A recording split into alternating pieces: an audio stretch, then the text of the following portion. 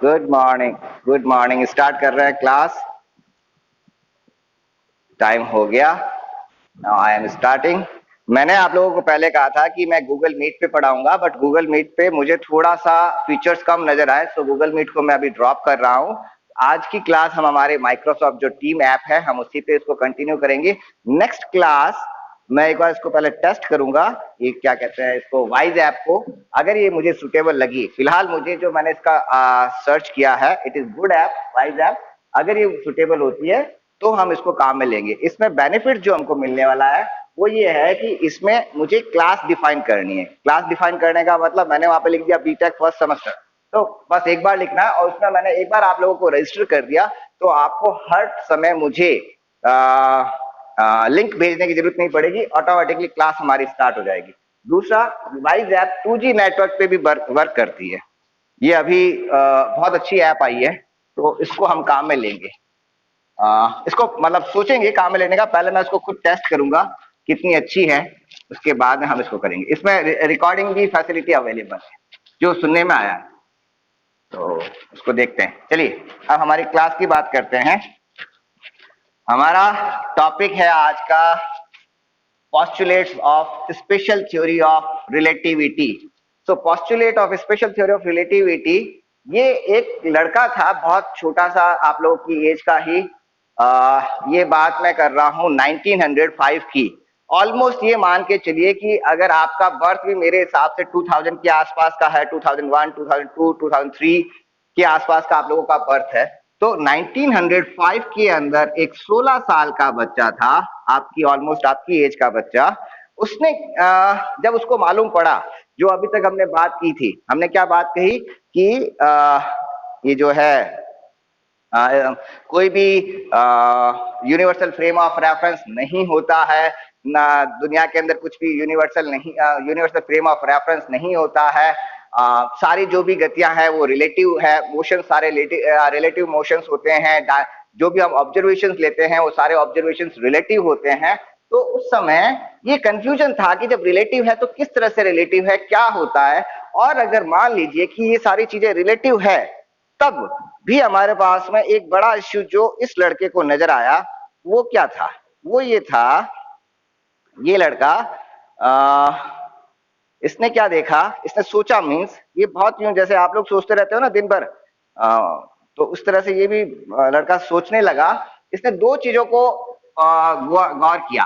पहला, इसने ये सोचा कि जब मैं सड़क पे चल रहा हूं, या जब मैं बस में चल रहा हूं, जब मैं ट्रेन में चल रहा हूं, ये मैं जर्मनी की बात बता रहा हूं, तो जब मैं बस में जा रहा हूं, ट्रेन में जा रहा हूं, फ्लाइट में जा रहा हूं, तब मुझे दुनिया अलग ढंग से नजर आती है। लेकिन जब मैं खड़ा होता हूं तो मुझे दुनिया के डायमेंशंस, उसकी ऑब्जर्वेशंस मुझे अलग तरह के नजर आते हैं, और उनको मैं आराम से कैलकुलेट भी कर सकता हूं। उसमें मुझे कैलकुलेट करने में, उनकी वैल्यूज निकालने में मुझे कोई दिक्कत नहीं आती है। लेकिन अब अगर मैं, इस लड़के ने सोचा, ये तो मेरे केस में हो गया, अब अगर इस लड़के ने ये सोचा कि अगर मैं इलेक्ट्रॉन की वेलोसिटी से जा रहा हूं, या इसको इस ढंग से कह सकते हो कि अगर एक इलेक्ट्रॉन एक वायर में मूव कर रहा है, एक ये मेरा इलेक्ट्रिक वायर जिसके अंदर करंट आई फ्लो कर रहा है, आई करंट फ्लो करने का मतलब क्या हो गया, इसमें एक इलेक्ट्रॉन मूव कर रहा है। करंट उस डायरेक्शन में जा रहा है तो कन्वेंशनली हम मानते हैं कि इलेक्ट्रॉन भी इस डायरेक्शन में जा रहा है। जब इसमें इलेक्ट्रॉन मूव कर रहा है, एक भागते हुए इलेक्ट्रॉन को दुनिया कैसी नजर आएगी, उसको अर्थ कैसी नजर आएगी, उसको अंकित कैसा नजर आएगा, उसको मृधा कैसा नजर आएगा, उसको निम्स कैसा नजर आएगा, क्या निम्स उसको इतना बड़ा कैंपस नजर आएगा या इससे बड़ा कैंपस नजर आएगा, या निम्स का कैंपस छोटा नजर आएगा, या अर्थ के ऊपर दिवाली में जब पटाखे फूट रहे हैं तब उसको इस इलेक्ट्रॉन को भागते हुए, जो एक वायर के अंदर इलेक्ट्रॉन भाग रहा है, उसको दुनिया कैसी नजर आएगी। ये क्वेश्चन उसके माइंड में, अब अपने बंद कर दीजिए, क्या कहते हैं, माइक माइक ऑफ कर दीजिए। तो उसको दुनिया कैसी नजर आएगी, ये उसका एक क्वेश्चन था। ये उसके दिमाग में चल रहा था यार कि भाई इलेक्ट्रॉन को कैसा नजर आ रहा होगा। दूसरा उसके दिमाग में एक और क्वेश्चन आया, वो क्वेश्चन बहुत अच्छा था, जैसा ये था इसी तरह से ये क्वेश्चन, ये क्वेश्चन था, जैसे हम ट्रैवल करते हैं ना, लाइक मैं यहां से, अपना माइक ऑफ कर दीजिए,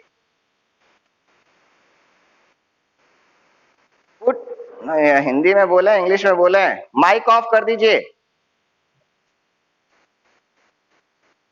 hello, please mic of.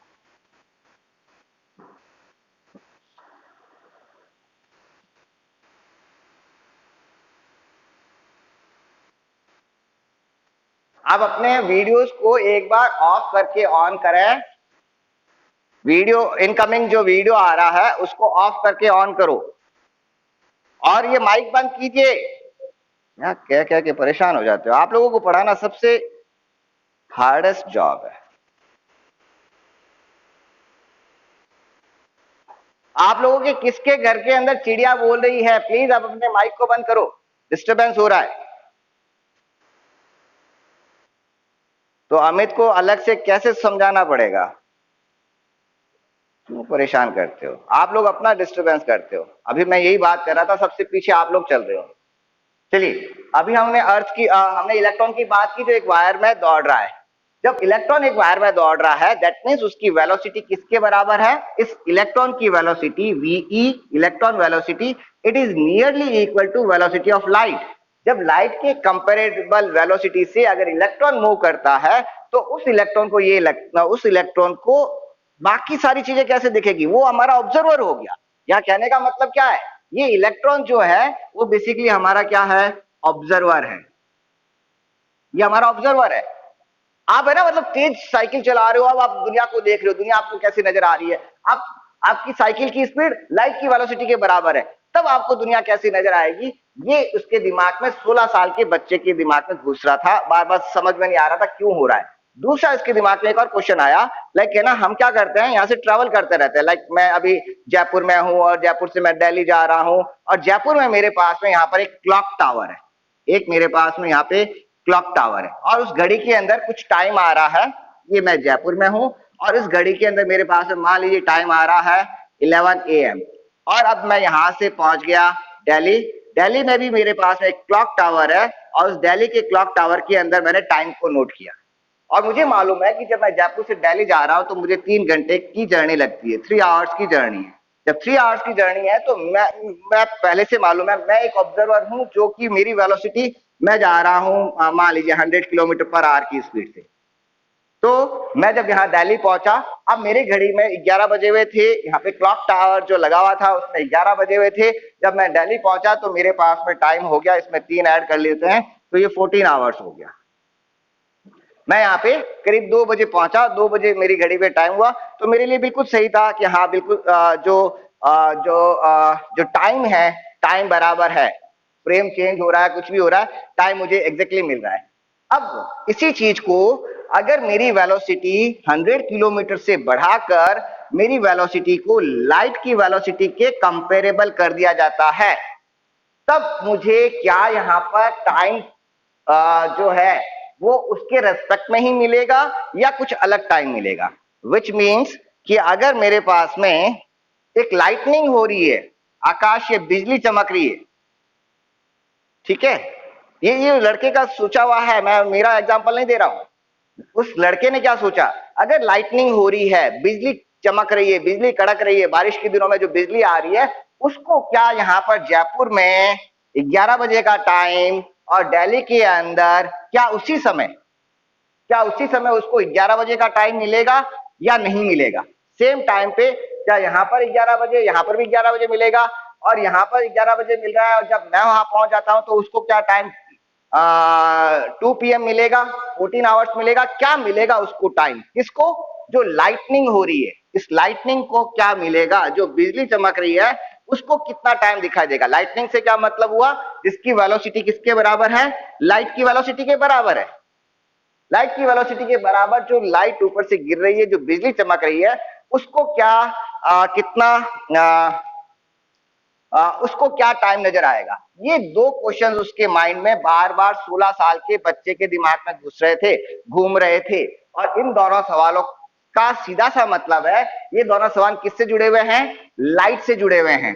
Light से जुड़े हुए होने का मतलब कि हमारे पास में इलेक्ट्रोमैग्नेटिक वेव से जुड़े हुए हैं। इलेक्ट्रोमैग्नेटिक वेव जिसके अंदर इलेक्ट्रिक फील्ड भी है, मैग्नेटिक फील्ड भी है, आप लोग शायद जानते हो। तो इलेक्ट्रोमैग्नेटिक फील्ड से इलेक्ट्रोमैग्नेटिक वेव से ये उसके दो क्वेश्चन जुड़े हुए थे कि इलेक्ट्रोमैग्नेटिक वेव वाला जो फोटोन है उस फोटोन को किस तरह की दुनिया नजर आएगी, उसके हिसाब से ऑब्जर्वेशन किस तरह की होगी। तब इसने इसका सॉल्यूशन निकाला और उसने दो पोस्टुलेट्स दिए। अब ये दो पोस्टुलेट्स इमीडिएटली नहीं आ गए थे, उसने इसके बारे में खूब सारा डिटेल स्टडी की, सब कुछ किया और वो कंफ्यूज रहता था हर बार, जैसे आप लोग कंफ्यूज रहते हो वो भी कंफ्यूज रहता था। एक दिन क्या हुआ कि ये 16 साल का जो लड़का था अपने फ्रेंड के घर गया और वहां पे उसका फ्रेंड मिला नहीं, वो अपने फ्रेंड के घर पे बैठा रहा। वहां जब आप बैठे हो, आप अपने फ्रेंड के घर जाते हो, फ्रेंड आपका घर पे नहीं मिलता है तो हम क्या करते हैं, उसके घर पे जो टीवी लगा होता है हम टीवी पे मूवी देखने लग जाते हैं, बुक्स पढ़ी होती है बुक्स पढ़ने लग जाते हैं, है ना, आंटी की हेल्प करने लग जाते हैं, घर की साफ सफाई करने लग जाते हैं कि भाई फ्रेंड आएगा जब तक मैं मेरे फ्रेंड के घर की साफ सफाई कर लूं। तो इसी तरह से इस बच्चे ने क्या किया, वहां पर इसको बुक मिली और उस बुक को पढ़ने लग गया। वो बुक थी बेसिकली बाइबल। बाइबल को उसने पढ़ा, बाइबल को जैसे ही उसने खोल के देखा उस पे एक बड़ा सारा लिखा हुआ था, nothing is absolute, nothing is absolute, nothing is permanent. और यहीं से उसको ये दो लाइंस उसको लिखी हुई मिली, nothing is absolute, nothing is permanent. तो इससे उसको ये मालूम पड़ा, मतलब जो अभी तक वो सोच रहा था इसको कंक्लूड नहीं कर पा रहा था कि ये है क्या चीज, तब उसको ये जो लाइन मिली इससे उसको थोड़ा सा एकदम आइडिया क्लिक कर गया। नथिंग इज एब्सोल्यूट मींस दुनिया में कुछ भी एब्सोल्यूट नहीं है, everything is relative, which means इसका सीधा सा मतलब ये होता है कि एवरीथिंग आर रिलेटिव, सारी सारी चीजें रिलेटिव है, एक दूसरे के रिलेटिव है। रेफरेंस में हम बात कर सकते हैं, किसी भी चीज को हम आइडियल नहीं मान सकते हैं। अगर कोई व्हाइट है तो वो व्हाइट तब तक है जब तक ब्लैक मेरे पास में है, और उस व्हाइट के अंदर भी अगर थोड़ा सा मुझे कलर में फर्क आ रहा है तो कब फर्क नजर आएगा, जब मेरे पास ब्लैक होगा, एक दूसरा कलर होगा, मुझे मीठा तब ही नजर आएगा जब मैंने मतलब कड़वे का या नमक का टेस्ट कर रखा होगा, अदरवाइज मुझे मीठे का मालूम नहीं पड़ेगा। मुझे कोई भी साउंड बहुत मधुर लगेगी जब मुझे कोई वेड़ आवाज मैंने सुन रखी होगी, तब मुझे वो मीठी लगेगी। तो हर चीज, अगर मुझे कोई आदमी लंबा लग रहा है या मुझे डिस्टेंस ज्यादा लग रही है तब कब लगेगी, जब मैंने कोई शॉर्टर डिस्टेंस देख रखी होगी। और अगर मुझे कोई आदमी बौना नजर आएगा, कब नजर आएगा, जब मैंने कोई लंबा आदमी देख रखा होगा। सारी चीजें एक दूसरे के रिलेटिव है। तो यहां से उसको आइडिया मिला कि एवरीथिंग आर रिलेटिव। अब जब रिलेटिव है, और किस केस में हम यहाँ पे इस आदमी ने किसके बारे में सोचा, लाइट के बारे में, इलेक्ट्रोमैग्नेटिक वेव्स के बारे में। और इलेक्ट्रोमैग्नेटिक वेव्स की वेलोसिटी क्या होती है, सी की वेलोसिटी, लाइट की वेलोसिटी के बराबर। इलेक्ट्रोमैग्नेटिक वेव सी की वेलोसिटी लाइट की वेलोसिटी से मूव करती है, सी इंटू 10⁻³ 3 × 10⁻⁸ मीटर पर सेकंड स्क्वायर। तब उस केस में दुनिया किस तरह की नजर आएगी, तब यहां पर उसने दो पोस्टुलेट्स दिए और अपनी थ्योरी। जैसे हम स्टार्ट करते हैं, हमको कुछ नया काम स्टार्ट करना है तो हमको स्टार्टिंग कुछ लेट ए बराबर बी, सपोज एक्स बराबर वाई प्लस जेड, तो इस तरह से कुछ ना कुछ हमको स्टार्टिंग में एजम्पशंस लेने पड़ते हैं। तो इस आदमी ने दो एजम्पशंस काम में लिए और वो, अच्छा पहले इस आदमी का नाम क्या था, इस आदमी का नाम है अल्बर्ट आइंस्टीन। अल्बर्ट आइंस्टीन ने 1905 के अंदर आइंस्टीन ने दो पोस्टुलेट्स दिए और अपनी थ्योरी को दिया। उसकी थ्योरी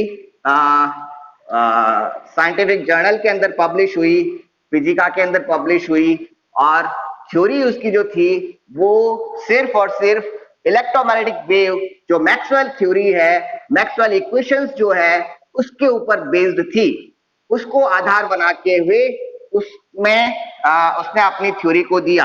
इसीलिए इस थ्योरी को नाम दिया गया स्पेशल थ्योरी, क्योंकि ये पर्टिकुलर सिर्फ और सिर्फ एक चीज के लिए है जहां पर हम इलेक्ट्रोमैग्नेटिक वेव्स के लिए बात कर रहे हैं।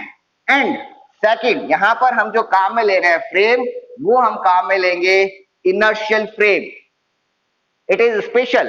पहले तो ये स्पेशल क्यों है, इसको हमने नाम दिया स्पेशल थ्योरी।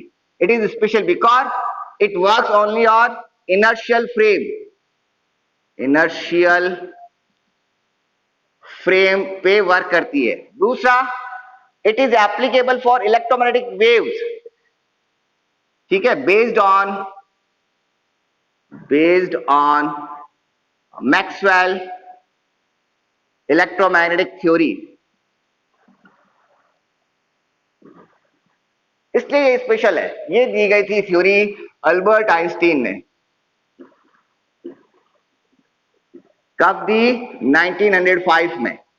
देन ये तो हो गई स्पेशल। अब इसका जर्नलाइज्ड फॉर्म, जहां पर हम इनर्शियल फ्रेम की जगह नॉन इनर्शियल फ्रेम काम में ले लें। इनर्शियल फ्रेम क्या होता है, मैंने फर्स्ट क्लास या सेकंड क्लास में एक्सप्लेन किया था। इनर्शियल फ्रेम जो कि कांस्टेंट वेलोसिटी से मूव कर रहे हैं या जो स्टेशनरी है वो इनर्शियल फ्रेम होंगे, जिसमें न्यूटन्स के लॉ वर्क करते हैं, और ये सिर्फ मैक्सवेल थ्योरी पर बेस्ड हो रही थी। देन इसकी जगह दूसरी थ्योरी आई 1922 के अंदर, जो थी हमारी general theory of relativity.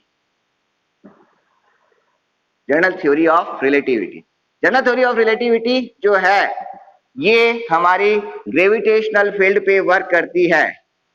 Gravitational field पे वर्क करती है। इलेक्ट्रोमैग्नेटिक फील्ड पे तो ये कर ही रही थी, ये ग्रेविटेशनल फील्ड पे या जो भी दूसरे और भी फील्ड है उन सब थ्योरी पे, उन सब फील्ड पे वर्क करती है। दूसरा, ये नॉन इनर्शियल फ्रेम के लिए भी एप्लीकेबल है। तो ये हमारे यहाँ पे जर्नलाइज्ड थ्योरी हमको मिली 1922 के अंदर। और दोनों थ्योरी के अंदर जो हमको आंसर मिला वो मिला, जिसको आप सब कई बार आप लोग अगर डिस्कवरी चैनल देखते हो या कोई मूवीज देखते हो तो उन मूवीज के अंदर आपको ये मिला होगा, क्या कहते हैं इस चीज को, उस सब सारी मूवीज के अंदर आपको मिला होगा स्पेस टाइम, आपको नाम सुना होगा, स्पेस टाइम थ्योरी। और जो हॉकिंस है, जो बेचारा एक्सपायर हो गया, हॉकिंस ने भी स्पेस टाइम थ्योरी को काम में लिया है, बताया है। अब है क्या चीज ये?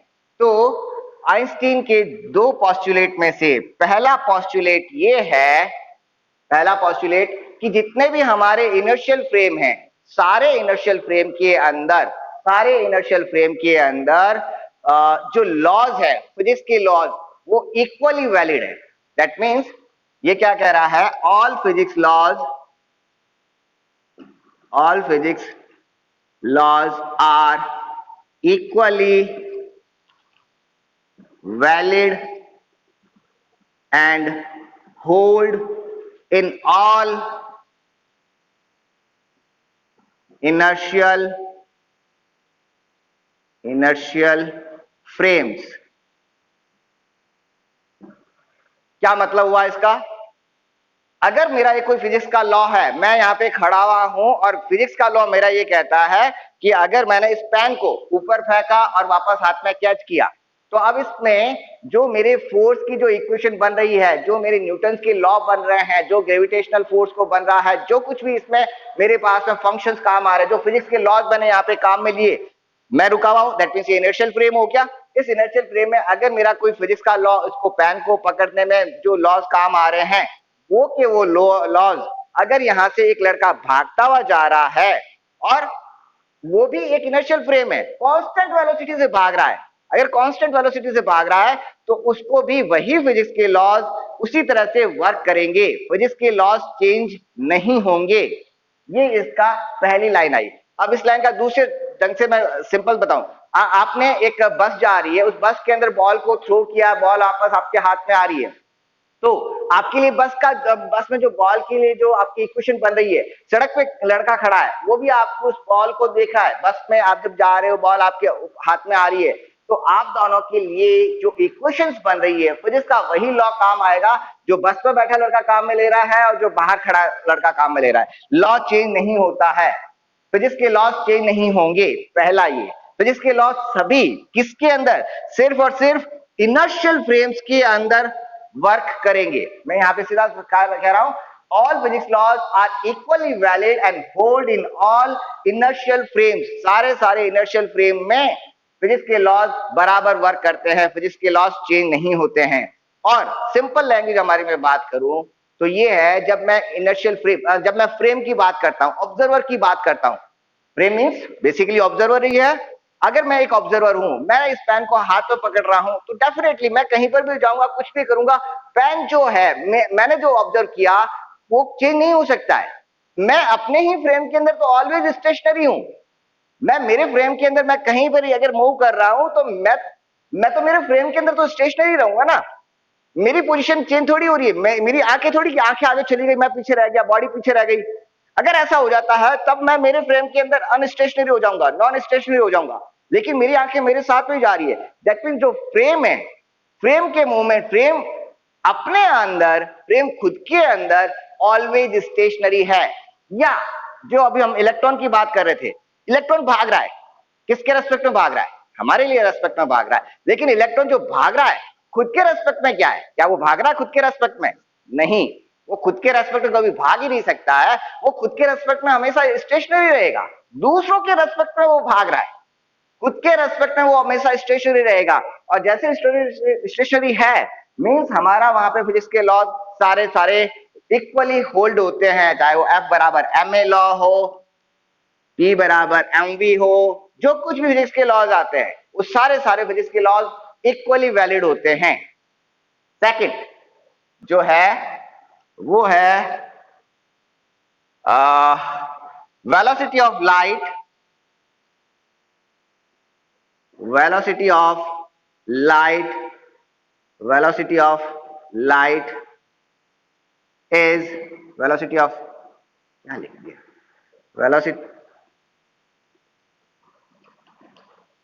velocity of light is always constant, always constant and equal to c। velocity of light हमेशा कांस्टेंट रहती है। velocity of light c change नहीं होती है। अब c कब चेंज नहीं होती है उसको क्लियर कर रहा हूं मैं, सुनना। velocity of light is always constant and equal to c, that is it is frame independent, that is frame independent, frame dependent नहीं है, it is invariant.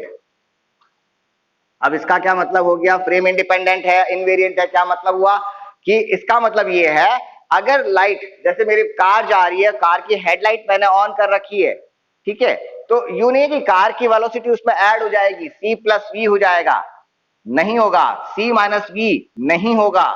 Velocity of light कभी भी चेंज नहीं होगी। c के अंदर ना तो प्लस वी हो सकता है ना माइनस वी, c की वेलोसिटी कांस्टेंट रहेगी। वेलोसिटी ऑफ लाइट कभी चेंज नहीं होगी। हाँ ऑफ कोर्स अगर मीडियम चेंज हो जाता है ना, अगर आप पानी में से लाइट को पास कर रहे हो तो एक अलग मीडियम की बात नहीं कर रहा हूं मैं, यहाँ फ्रेम की बात कर रहा हूं।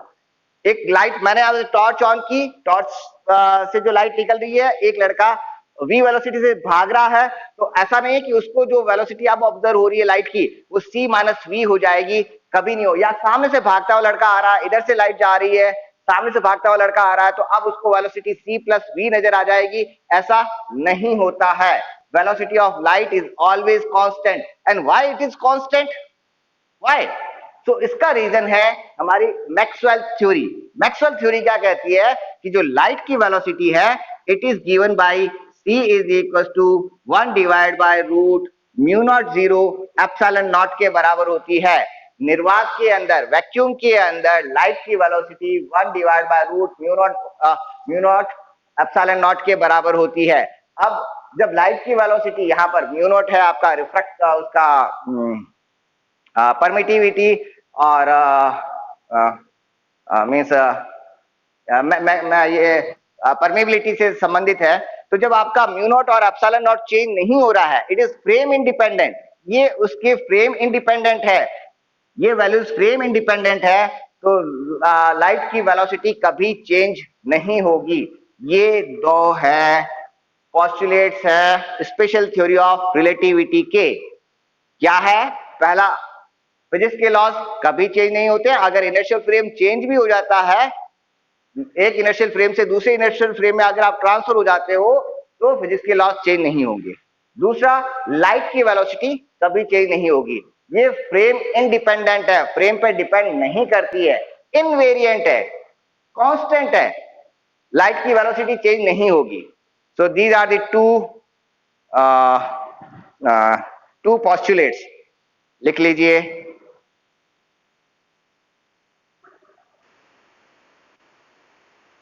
हाँ जी, हाँ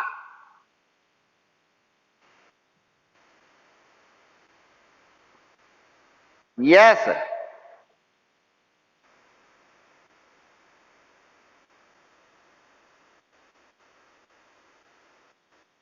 ठीक है,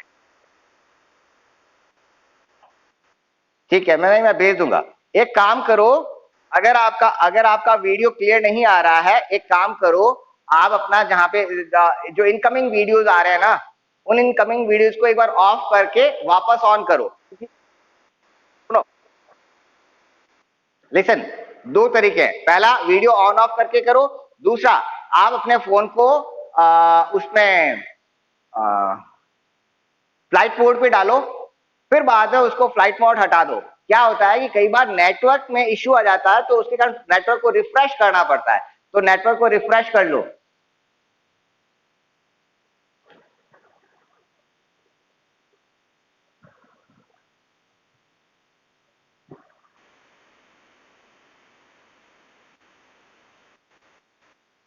तो एक सेकंड, मैं करता हूं, अपने फोन में करता हूं इस काम को।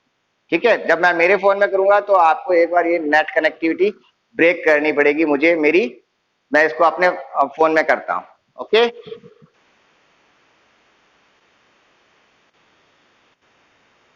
बहुत, हाँ हाँ, एग्जैक्टली, इसीलिए मैं ना मतलब इसको छेड़ना नहीं चाहता हूं। चलिए फिर मैं कंटिन्यू करता हूं। ठीक है, सो नेक्स्ट है अब हमारा अ, अभी कुछ भी नहीं दिख रहा है।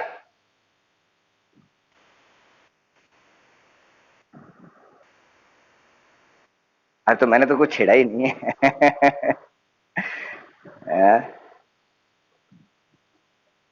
क्या करूं?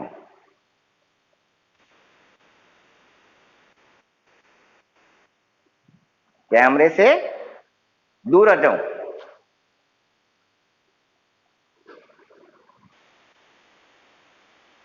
हाँ, ओके, ओके। अब अभी अभी साफ है? तो अभी तो मैं स्क्रीन से दूर हूं। अभी तो मैं, कैमरा तो मैंने उसको इसी को मैं फोकस करने के लिए आया था। हम्म, क्लियर है?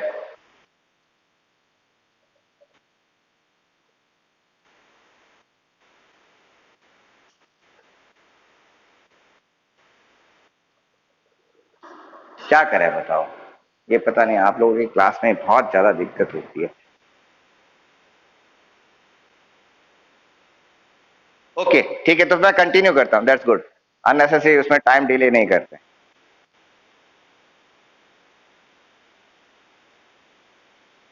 ठीक है, good, that's good, thank you. चलो मैं नेक्स्ट कंटिन्यू करता हूं। सो जब अब हमारे पास में आइंस्टीन ने ये कहा कि स्पेशल थ्योरी ऑफ रिलेटिविटी जो है, एक नई थ्योरी उसने दी, उसके दो पोस्टुलेट उसने दिए। और अब ये दोनों पोस्टुलेट के साथ में एक थोड़ी सी प्रॉब्लम क्या आ रही है? ये पोस्टुलेट कहां वर्क कर रहे हैं? जब हम आ, उन फ्रेम्स की बात करते हैं, उन ऑब्जर्वर की बात करते हैं जो कि लाइट की वेलोसिटी से मूव कर रहा है, लाइट के नियर कंपेरेबल वेलोसिटी से मूव कर रहा है।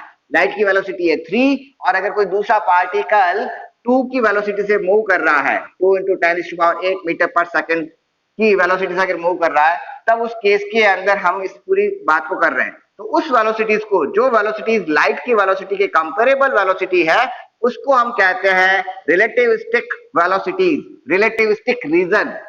तो जब हम रिलेटिविस्टिक रीजन की बात करते हैं, क्या कह रहा हूं मैं, यहां हम बात कर रहे हैं, हमारे पास वेलोसिटी दो तरह की हो गई। Velocity v which is very very less than c, और एक ऐसा फ्रेम जिसकी वेलोसिटी लाइट की वेलोसिटी से बहुत कम है। लाइक जिस दुनिया के अंदर हम लोग रहते हैं, हमारी वेलोसिटी लाइट की वेलोसिटी से कम है। इवन मैं सुपरसोनिक प्लेन की भी बात करूं तो सुपरसोनिक प्लेन की वेलोसिटी भी लाइट की वेलोसिटी से फार फार कम है, मतलब बहुत ज्यादा कम है। एक तो ये केस हुआ। दूसरा case, when v is comparable to C, B की वेलोसिटी लाइट की फ्रेम की वेलोसिटी लाइट की वेलोसिटी के कंपेरेबल है, तब इस वेलोसिटी को हम कहते हैं रिलेटिविस्टिक वेलोसिटी, और ऊपर वाली ये कहलाएगी हमारी non relativistic velocity. Non relativistic velocity, जब नॉन रिलेटिविस्टिक वेलोसिटी है v is very very less than c, तो यहां पर हम एक फ्रेम से दूसरे फ्रेम में अगर ट्रांसफर हो रहे हैं तो हमारा यहां पर गैलीलियन ट्रांसफॉर्मेशन वर्क कर जाता है, कहीं कोई इश्यू नहीं आता है। गैलीलियन ट्रांसफॉर्मेशन में कहीं कोई इश्यू नहीं है, हम काम में ले चुके हैं इसको। लेकिन जब मैं रिलेटिविस्टिक वेलोसिटी की बात करता हूं तो यहां पर मेरा गैलीलियन ट्रांसफॉर्मेशन फेल हो जाता है, यहां मेरे पास में नया ट्रांसफॉर्मेशन काम में लेना पड़ता है जिसका नाम है Lorentz transformation. Lorentz transformation. So what is Lorentz transformation? Now हमारा नेक्स्ट टॉपिक यही है कि लॉरेंस ट्रांसफॉर्मेशन है क्या, और लॉरेंस ट्रांसफॉर्मेशन को समझना बहुत इजी है। कैसे इजी है? इसको आप ये मान के चलो कि आप एक रूम के अंदर जा रहे हो और वो रूम कंप्लीट अंधेरा हो रखा है, रूम के अंदर कंप्लीट अंधेरा हो रखा है, आप रूम के गेट पे खड़े हो, आप और एक आपका फ्रेंड, आप दोनों रूम के गेट पे खड़े हो, आपका और आपकी मदर ने आपको क्या कहा है कि उस रूम के अंदर जाओ और उस रूम के अंदर जो डिब्बा पड़ा है वो डिब्बा निकाल के लाओ। क्लियर? बहुत सीधी सी चीज है। आप रूम के अंदर जा रहे हो, रूम के अंदर अंधेरा है, आपको आपकी मदर ने ये कहा कि रूम के अंदर एक डिब्बा पड़ा, उस डिब्बे को लेके आना है। आपके साथ में रुस्तम और अंश उपाध्याय, ये दोनों उस रूम के अंदर जा रहे हैं। अब अंश थोड़ा सा शांत आदमी है, धीरा, मतलब ज्यादा यूं एक्टिव नहीं है, रुस्तम जी हमारे ज्यादा एक्टिव है। तो जैसे ही आप दोनों रूम के गेट पे पहुंचे, अंश ने क्या किया, वहां पे टॉर्च को ऑन किया, उसने अपने हाथ में टॉर्च ली और टॉर्च ऑन करके जो डिब्बा पड़ा है उस डिब्बे के ऊपर लाइट डाली। ठीक है? तो उसी समय रुस्तम कैसा है, बहुत एनर्जेटिक है, बहुत एक्टिव है, उसने बिना कुछ देखे अंधेरे में रूम के अंदर जैसी लाइट ऑन हुई उसने भागना चालू कर दिया डिब्बे की तरफ। तो यहाँ पर हमारे पास में दो फ्रेम हो गए, दो ऑब्जर्वर है तो दो फ्रेम हो गए। कौन सा? अंश उपाध्याय जो रुका हुआ है, उसने रूम का गेट खोला, लाइट ऑन की और टॉर्च को ऑन किया, टॉर्च डिब्बे पे जा रही है। दूसरा जो रुस्तम भी उसी के साथ में है, जैसे ही लाइट ऑन की रुस्तम सीधा भाग गया डिब्बे की तरफ। तो यहाँ पर हमारे पास दो फ्रेम हो गए, अंश जो कि स्टेशनरी फ्रेम हो गया और दूसरा रुस्तम जो कि मूविंग फ्रेम हो गया। तो अब हमारे पास में दो फ्रेम, पहला frame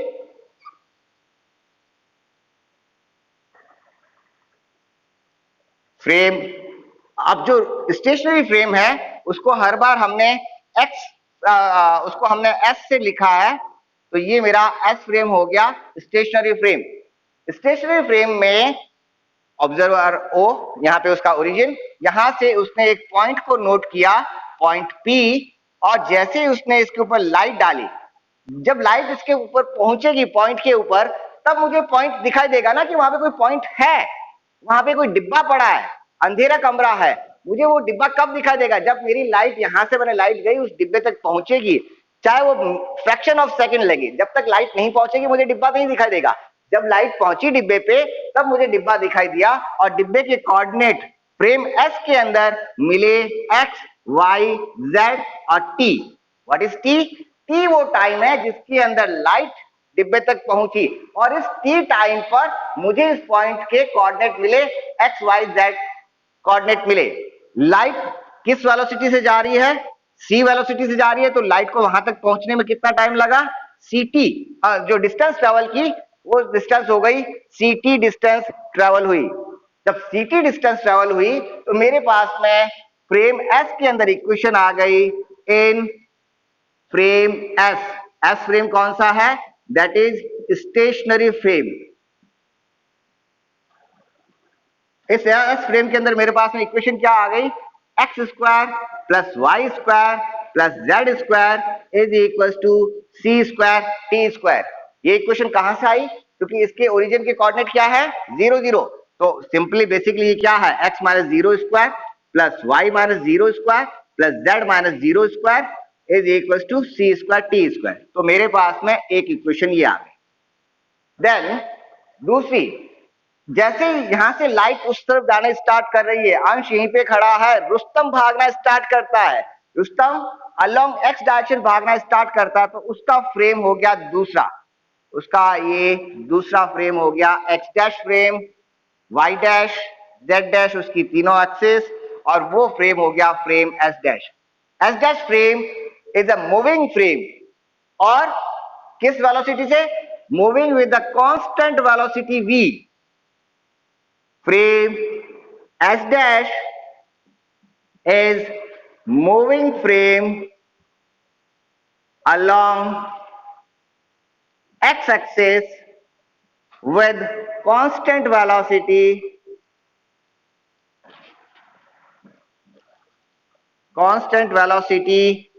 equal to v। v velocity से आगे की तरफ भाग रहा है, अलोंग एक्स एक्सिस भाग रहा है। तो जब लाइट O से P तक पहुंचेगी तब क्या हुआ, जो रुस्तम है वो अपने पॉइंट से आगे शिफ्ट हो गया, वो काफी आगे चला गया, रूम के अंदर 4-5 कदम आगे चला गया। जब वो 4-5 कदम आगे रूम के अंदर चला गया और लाइट जब उस पॉइंट तक पहुंची, तब उसको कोऑर्डिनेट क्या नजर आएंगे, उसके अब कोऑर्डिनेट, इस CT को मैं इधर लिख लेता हूं। सो उसको अब जो कोऑर्डिनेट नजर आएंगे रुस्तम को, वो क्या कोऑर्डिनेट हुए, उसके लिए क्या हुआ, लाइट उसको लगेगी लाइट यहां से चल रही है, तो जब वो देख रहा है तो उसको इसके पॉइंट के कोऑर्डिनेट नजर आएंगे X dash, Y dash, Z dash and T dash. उसके हिसाब से टी डैश टाइम के अंदर लाइट यहां पर पहुंच रही है, किसमें, फ्रेम एस डैश के अंदर।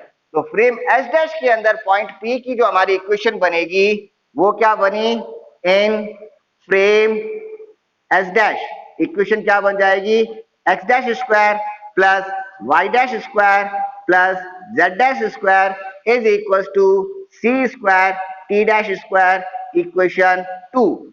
अब यहां पे मैंने टी डैश टाइम लिया है। टी डैश टाइम का क्या मतलब हुआ, टी डैश टाइम वो टाइम है जो रुस्तम ने नोट किया, जो मूविंग फ्रेम जो है एस डैश फ्रेम है उसने जो नोट किया वो टी डैश टाइम है।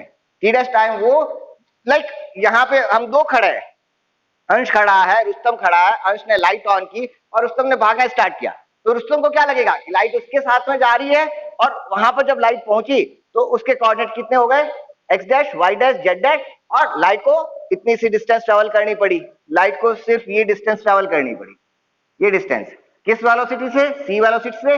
टाइम कितना लगा, टी डैश टाइम लगा, तो सी टी डैश उसके लिए हुए। तो हमारे पास में इक्वेशन फ्रेम एस की आ गई, फ्रेम एस में इक्वेशन 1 आ गई, X square plus Y square plus Z square is equal to C square T square, और फ्रेम एस डैश में इक्वेशन आ जाती है X dash square plus Y dash square plus Z dash square is equal to C square T dash square. Got it? कोई issue?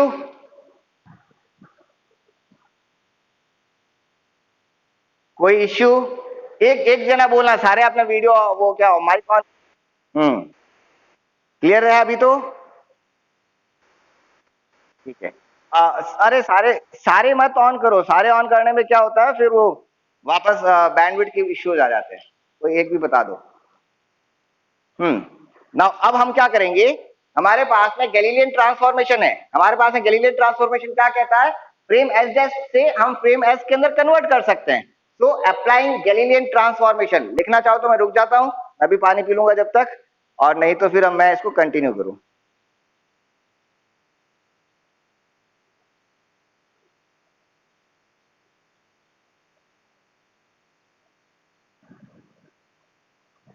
Continue करूं?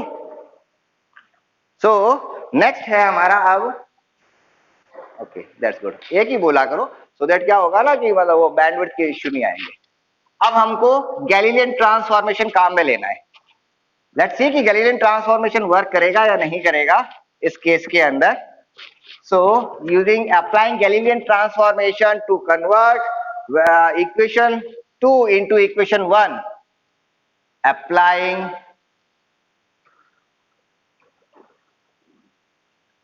Galilean transformation to convert equation 2 of frame S dash into equation 1 of frame S। Frame S dash की equation को frame S की equation में convert करने के लिए Galilean transformation है क्या, एक फ्रेम से दूसरे फ्रेम में कन्वर्जन। तो मैं दूसरे फ्रेम में इसको कन्वर्ट करने के लिए गैलीलियन इक्वेशन को, गैलीलियन ट्रांसफॉर्मेशन को काम में लेता हूं। जब मैं काम में लूंगा तब क्या होगा, मेरा गैलीलियन ट्रांसफॉर्मेशन क्या कहता है, गैलीलियन ट्रांसफॉर्मेशन कहता है x dash is equal to x minus vt, y dash is equal to y, z dash is equal to z and t dash is equals to t। ये है मेरा Galilean transformation. Let's apply this Galilean transformation into equation S2। तो जहां पर x dash लिखा हुआ है उसको जगह मैं क्या लिख देता हूं, x माइनस vt। तो अब मेरी इक्वेशन क्या बन जाएगी, इक्वेशन 2 के अंदर इस ये वैल्यूज रख लेते हैं, तो मेरे पास में इक्वेशन क्या आ जाएगी,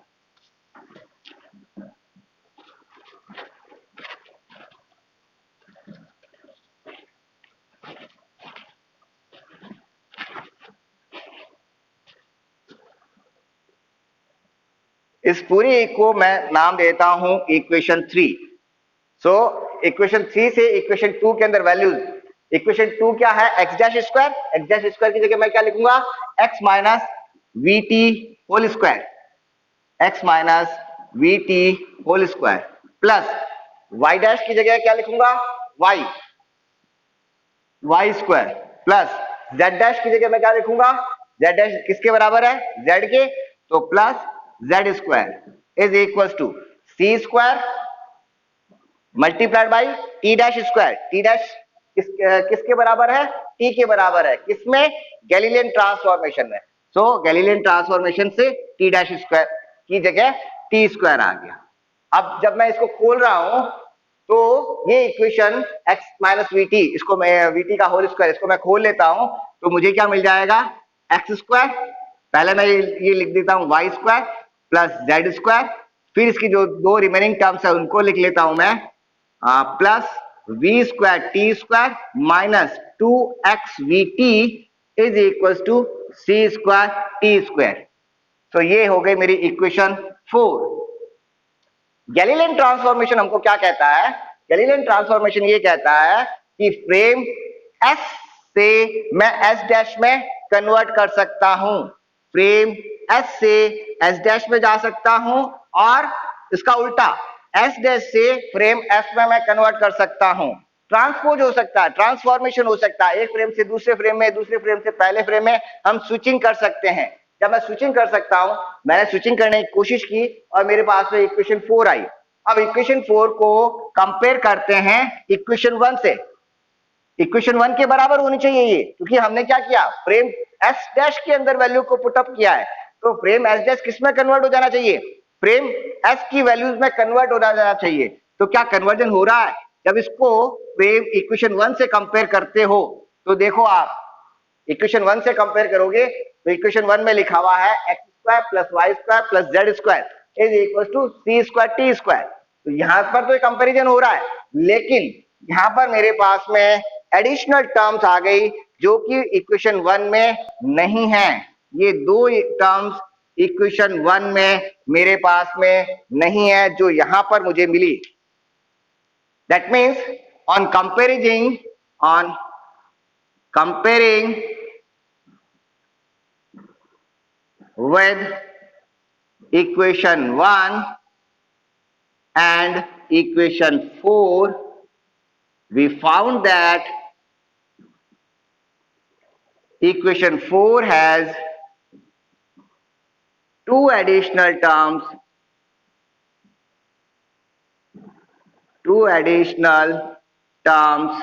which are not present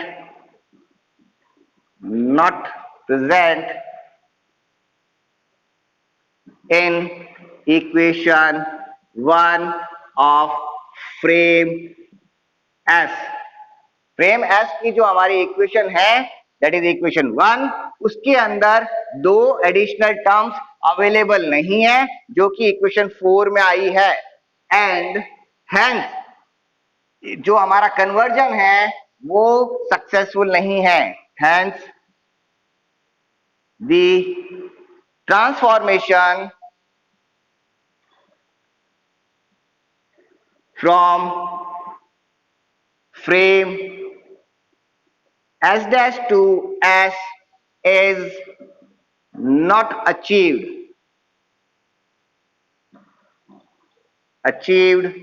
by Galilean transformation, यानी कि गैलीलियन ट्रांसफॉर्मेशन क्या हो गया, फेल हो गया. That means Galilean transformation is failed. That means Galilean transformation is failed. अब वो फेल कहां हुआ? क्या सारी जगह फेल हो जाता है गैलीलियन ट्रांसफॉर्मेशन, या यहां पर कोई एक स्पेशल केस है इसलिए फेल हुआ है? तो यहां पर एक स्पेशल केस है इसलिए यहां पर फेल हुआ है. और वो स्पेशल केस क्या है? वो स्पेशल केस ये है कि यहां पर हमने जो लाइट जा रही है, लाइट की वेलोसिटी को हमने कंसीडर किया है.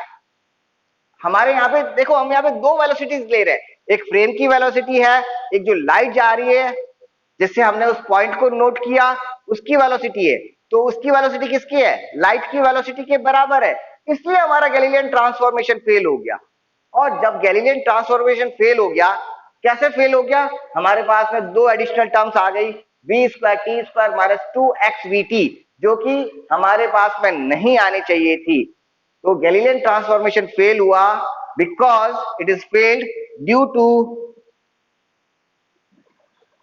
To relativistic velocity, relativistic case. हमारे यहां पर रिलेटिविस्टिक केस हो गया. रिलेटिविस्टिक केस कैसे है? क्योंकि हम यहाँ पे लाइट की वेलोसिटी को काम में ले रहे हैं. जो लाइट जा रही है उसकी वेलोसिटी सी की वेलोसिटी है, इसलिए हमारा गैलीलियन ट्रांसफॉर्मेशन फेल हो जाता है. और जब गैलीलियन ट्रांसफॉर्मेशन फेल हो गया तो नाउ अब हमको एक नया ट्रांसफॉर्मेशन काम में लेना पड़ेगा, and which is Lorentz transformation.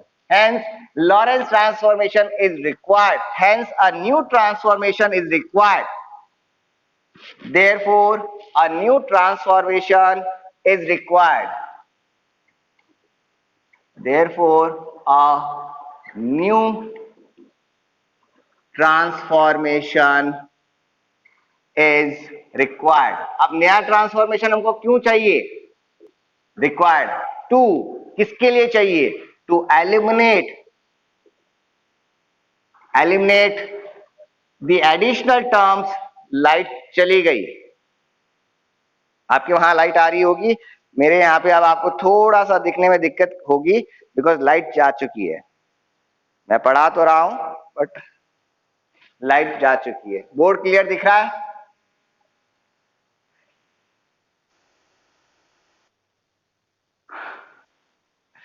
मेरे मोबाइल की वैसे ही बैटरी कम ही रहती है. चलो मैं फ्लैश लाइट ऑन करके देखते हैं क्या होता है. अगर दिख रहा है तो बेटर है.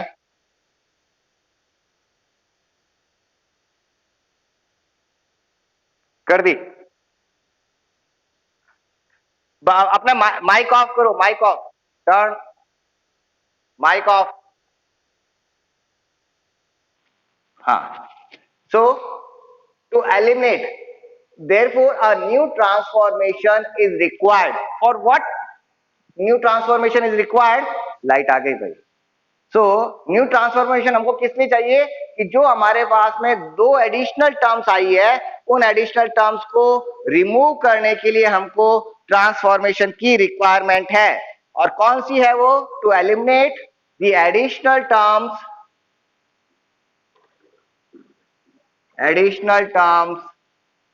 कौन सी? V square T square minus 2xvt. Additional terms, ये first term second term, two additional terms, इन दोनों को रिमूव करने के लिए to eliminate the additional terms appearing in equation 4. Appearing in equation 4. क्यों करना है ऐसा? जिसके कारण ट्रांसफॉर्मेशन 100% हो, ट्रांसफॉर्मेशन में गड़बड़ नहीं हो, 100% ट्रांसफॉर्मेशन हो, ट्रांसफॉर्मेशन प्रॉपर आए, उसके लिए हमको ऐसा करना जरूरी है. Appearing in equation 4 so that so that transformation from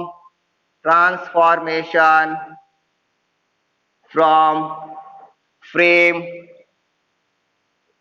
S dash to S or vice versa can be achieved. बहुत अच्छा, लाइट वापस ले।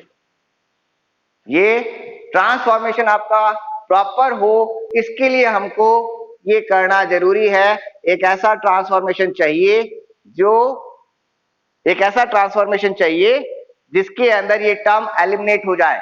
तो अब इसके लिए हमारा ट्रांसफॉर्मेशन क्या रहेगा, वो ये रहेगा। आप वीडियो देख के अपने प्लीज हाथ से नोट्स बनाइएगा, तभी आपको क्या कहते हैं, ना तो बाद में आपको अलग से इसको मगअप करना पड़ेगा, रटने की जरूरत नहीं पड़ेगी है। और साथ में आपका हाथ से लिखा हुआ होगा तो आपको समझ में भी बहुत इजीली आ जाएगा। और वैसे फिजिक्स जितना इजी सब्जेक्ट कोई भी नहीं है। केमिस्ट्री तो बहुत टफ है, मैथमेटिक्स और ज्यादा टफ, हिस्ट्री और ज्यादा टफ है, सबसे इजी। और इंग्लिश कभी मुझे तो आई नहीं, तो वो सारे सब्जेक्ट टफ है। सबसे इजीएस्ट सब्जेक्ट दुनिया का जो है दैट इज फिजिक्स ओनली, और कोई नहीं है। चलिए, हाँ, फिजिक्स ने धोखा नहीं दिया है, बेसिकली आपने मगअप किया है। जब आप पढ़ नहीं रहे थे आपने उस समय क्या उसको रटा है, रटने से फिजिक्स कभी नहीं हो सकती है। चलिए, अब हमारा नया ट्रांसफॉर्मेशन अब कैसा होगा, जिसके अंदर मुझे ये दोनों टर्म्स गायब हो जाने चाहिए। तो मैं जो हमारा गैलीलियन ट्रांसफॉर्मेशन है उसी को काम में लेता हूं, और वो क्या है, x dash is equal to x minus we t. Okay, दूसरा है y dash is equal to y, z dash is equal to z and t dash is equal to t। ये हमारा गैलीलियन ट्रांसफॉर्मेशन। अब देखो हमारे पास में equation क्या थी, इक्वेशन को वापस मैं लिख रहा हूं। हमारे पास में x dash square plus y dash square plus z dash square is equal to c square t square, equation 1। और इक्वेशन 4 जो है वो है हमारे पास में x square plus y square plus z square plus v square t square minus 2x vt is equal to c square t square, equation 4। Equation 4 हमको क्या करना है, इक्वेशन 4 हमारी कैसी होनी चाहिए, इक्वेशन 1 के जैसी होनी चाहिए। दोनों इक्वेशन एक जैसी होनी चाहिए। फर्क कहां आ रहा है, y के अंदर कोई फर्क नहीं है, y का कन्वर्जन 100% है। यहां पर y स्क्वायर, यहां पर y स्क्वायर, दोनों बराबर है, तो y का कन्वर्जन दैट इज गुड। मुझे y में कोई चेंजेस करने की जरूरत नहीं है, z में कोई चेंजेस की जरूरत नहीं है। z स्क्वायर दोनों इक्वेशन में सेम है और कोई भी इसमें z की टर्म नहीं है, तो z वाला कन्वर्जन भी मेरा ओके है। इन दोनों कन्वर्जन को, इन दोनों ट्रांसफॉर्मेशन को मुझे छेड़ने की जरूरत नहीं है। अब फर्क कहां आ रहा है, जो हमारी एडिशनल टर्म आ रही है उस एडिशनल टर्म के अंदर क्या है, x और t है। इसका मतलब मेरी एडिशनल जो टर्म है उसके अंदर जैसे x और t आया, मींस मेरा ये यहाँ पे गैलीलियन ट्रांसफॉर्मेशन गलत हो गया और यहाँ पर टाइम का ट्रांसफॉर्मेशन भी गलत हो गया। और इन दोनों ट्रांसफॉर्मेशन को अब मुझे क्या करना पड़ेगा, चेंज करना पड़ेगा। तो अब चेंज करने के लिए यूं कर सकता हूं, हम एक सिंपल सा केस लेके चलते हैं। हम इसको चेंज करने के लिए क्या करें, लाइक पहली जो इक्वेशन है एक्स डैश की इक्वेशन है उसको मैं मान लेता हूं कि it is a function of, इसको मैं किसी से मल्टीप्लाई कर देता हूं। लाइक एक फैक्टर ले लिया मैंने, गामा से मल्टीप्लाई कर देते हैं सो दैट मुझे इक्वेशन मिल जाए। इसको मैं यहाँ पे गामा से मल्टीप्लाई कर दूं, मुझे इसमें ही गड़बड़ लग रही है तो मैंने गामा से इसको मल्टीप्लाई कर दिया। अब गामा की वैल्यू को हम देखते क्या होगी, और टी के अंदर हम अभी वेट करते हैं कि टी में क्या होगा। इसके लिए यहाँ पे मैंने क्वेश्चन मार्क लगा दिया। टी डैश किस तरह का ट्रांसफॉर्मेशन होगा उसको चेक करेंगे। सबसे पहले अब गामा क्या है उसको देखते हैं। So let start gamma with as a function of x. अगर गामा सिर्फ और सिर्फ एक्स का फंक्शन है तब क्या होगा, दैट मीन्स क्या लिखा है मैंने, मैं ये कह रहा हूं let gamma is equal to f x. Gamma f x है और सबसे इजी एक्स का फंक्शन क्या होगा, दैट इज एक्स ओनली। अगर गामा की वैल्यू मेरी एक्स के बराबर है, if gamma is equal to x, तो मैं यहां पे गामा की जगह क्या लिखूंगा, एक्स। और जैसे ही मैं एक्स लिखूंगा क्या हो जाएगा, X X minus we T, और I can write it X square minus X V T, ये मेरा ट्रांसफॉर्मेशन हुआ। अब अगर ये मेरा ट्रांसफॉर्मेशन है तो इस इक्वेशन को मैं किसमें रख रहा हूं, इस वैल्यू को, जो मेरी हमारी सेकंड इक्वेशन थी, x dash square plus Y dash square plus Z dash square is equal to C square T dash square. अब इसके अंदर मैं एक्स डैश स्क्वायर की जगह वैल्यू मैं क्या रख रहा हूं, x square minus X V T. अगर भी ये वैल्यू मैं यहां पर रखूंगा तो मुझे क्या मिलेगा, इसका होल स्क्वायर, एक्स स्क्वायर का होल स्क्वायर, और एक्स स्क्वायर का होल स्क्वायर क्या हो जाएगा, एस एक्स पावर 4, एक्स की पावर हो जाएगी 4, और 4 होते ही तो हम हमारी ओरिजिनल इक्वेशन, इक्वेशन 1 से और ज्यादा दूर चले जाएंगे। मेरा फोन हो गया है बंद, आई थिंक, यस, मेरा फोन हो गया है बंद, आई थिंक हमारी क्लास अब होनी कंटिन्यू मुश्किल हो जाएगी।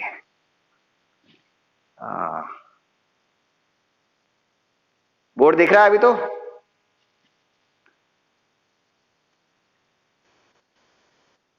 चलो तो फिर आना, इस क्लास को यहीं पे ड्रॉप करते हैं, वैसे भी टाइम भी हो गया है, ठीक है, लाइट चली गई है, अननेसेसरी फिर क्या है कि मैं बोलूं समझ में नहीं आया तो कोई फायदा नहीं है।